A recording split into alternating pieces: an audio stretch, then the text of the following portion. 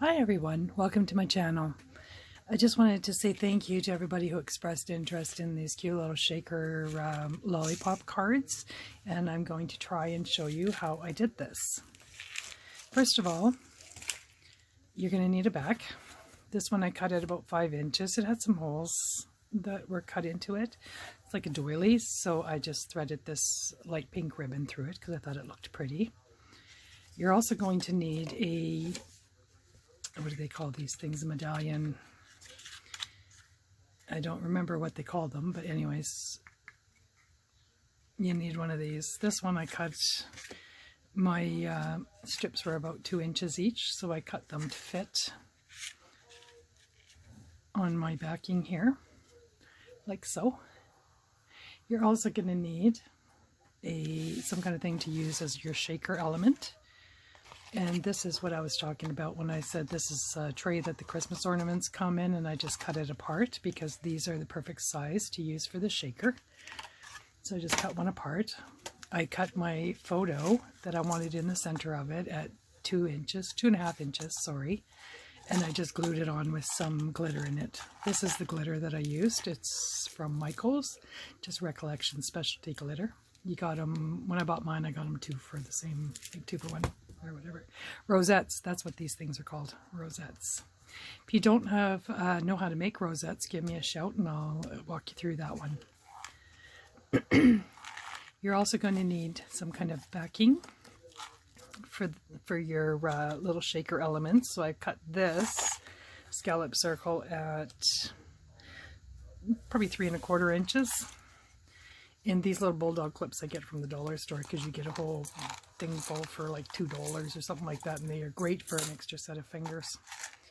So this is going to just be glued on like this. I just did some of these elements in advance just for time's sake. You also need, well, you don't really need it, but I have this die cut here. I think it's from Stamping Up, but I'm not positive. It just cuts a nice little circle which fits perfectly on these. Like that. You also need a straw for your handle. These are the straws I got. I got them from, I believe it was the dollar store or maybe Michael's, I don't remember. But just a pack of just plain ordinary party straws. They come in a variety of colors, so you can pick one that matches your project. Then you need some ribbon, obviously. So I'm going to start with the handle. What I did was I just took, because my thing is pink and I didn't want the gray on there, although it looks nice with the gray, to be gray. So what I did was I just took my glue and added some there. Sorry, it's dry in here tonight. And then going the direction of the stripe,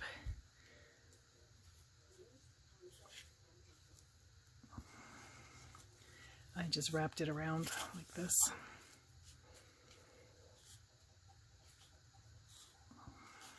You don't really have to glue this. It holds in place nicely by itself if you glue the top and the bottom. So all I did was covered the gray like this.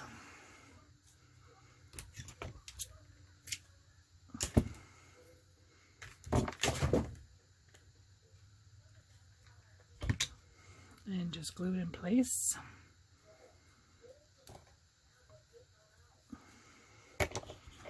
Then I just used my handy dandy tweezers here to, oops, some drop in everything, to just tuck it inside the straw. Like this.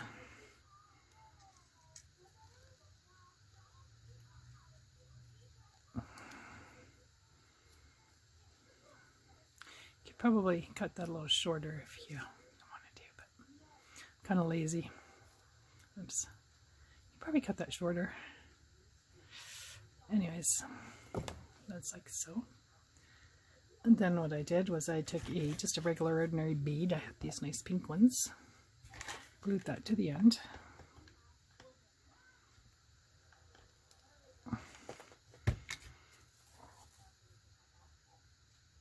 Just like this.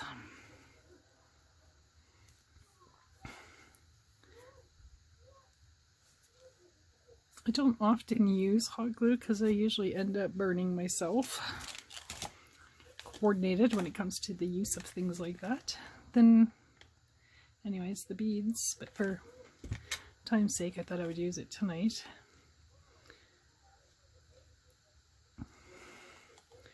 Just gluing this in place like so, and then wrapping it the opposite way around. It just looks nice, I think, when you go the opposite way.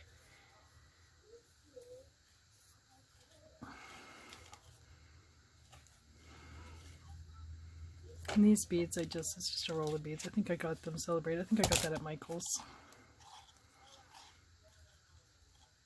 You want to stop a little bit of the ways from the top because you're going to need to cut your straw.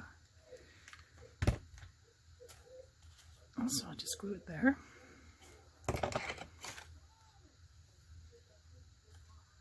And like this. Perfect. Okay, now on your straw, what you want to do is flatten it. Just give it a pinch, flatten it out. Like that. Because this is the part that's going to stick into your rosette and become your handle. Just trim it into a point.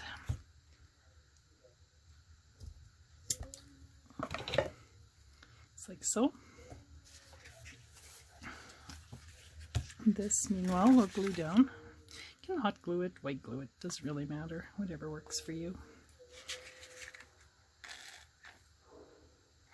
So this, just glue down. And I had one part where my punch is kind of ugly, so I'm going to make that my bottom. So just center it as best as you can. Press it down, hold it for a minute so the glue dries. Sorry, I had done as much as I could. Okay, I'm having a few technical difficulties here tonight. So anyways, once you get your next layer all glued down, we're going to stick on this straw. This is going to go up in underneath the doily, or the, what the heck is that called again? The medallion that we made. Use some hot glue in there to hold it in place.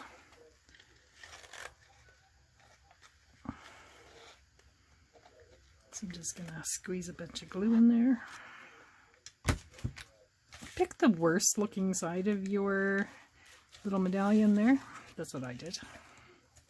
And just hold it in place till it dries. And while that cools, we'll take our next layer, which is going to be the little doily thing that we cut out.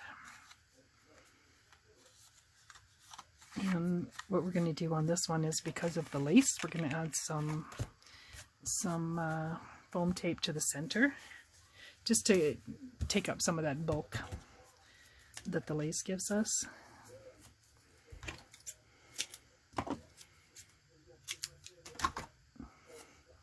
So mainly in the center you want to go with this because your lace is going to hold up your outer edges. And just like this. Okay, peel off your tapes. Seem to be dropping stuff tonight all over the place. Goodness, must be a signal that I need to clean up my desk a bit because it's getting pretty messy. I'm not a very tidy crafter, that's for sure. Anyway, this is going to go. Oops. Make sure all your little things are popped out. I'm just technical here tonight.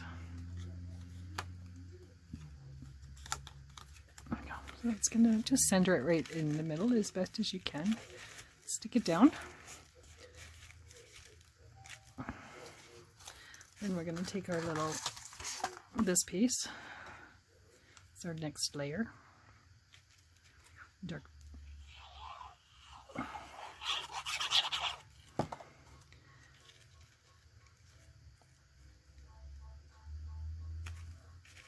Just center that as best you can.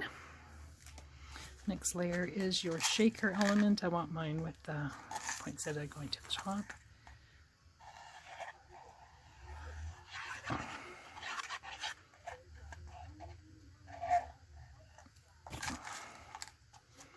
center that in the center of your last layer. And then this is where I put my ring on, but you don't need it. You could, you know, really do without it. It doesn't really need it. So if you want it, you could just put lace or some kind of trim around there. But since I have it, I'm going to use it. This just fits on like so.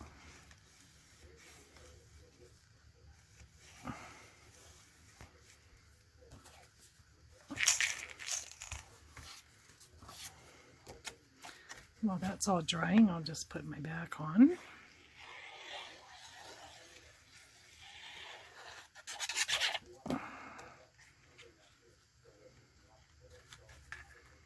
This cardstock I have is from Close to My Heart, so it's kind of two-toned. It's two-toned. One side is a little bit darker than the other side.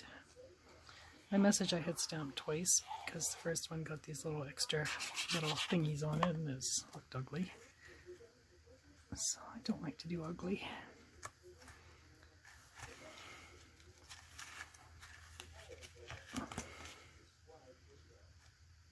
Just make sure you get that straight.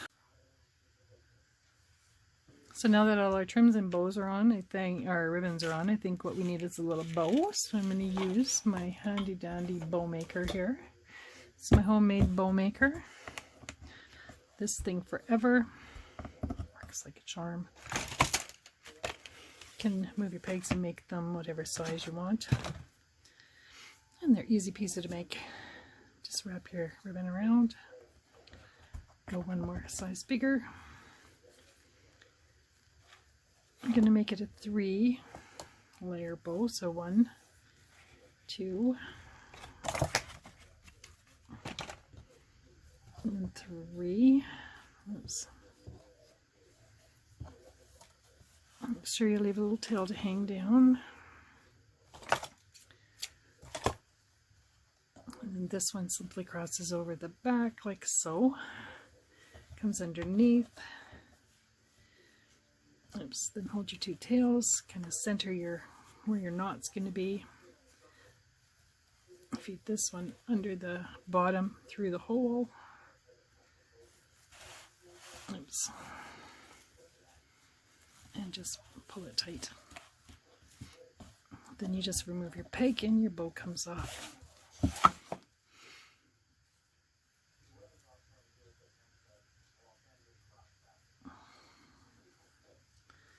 You just got to kind of spread your bows out like so. Look pretty.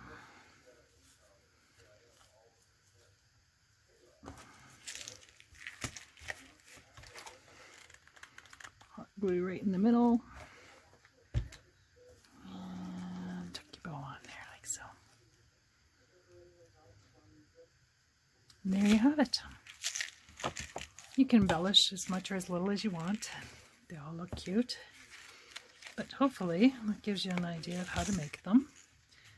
Thanks for watching, and I'll see you next time.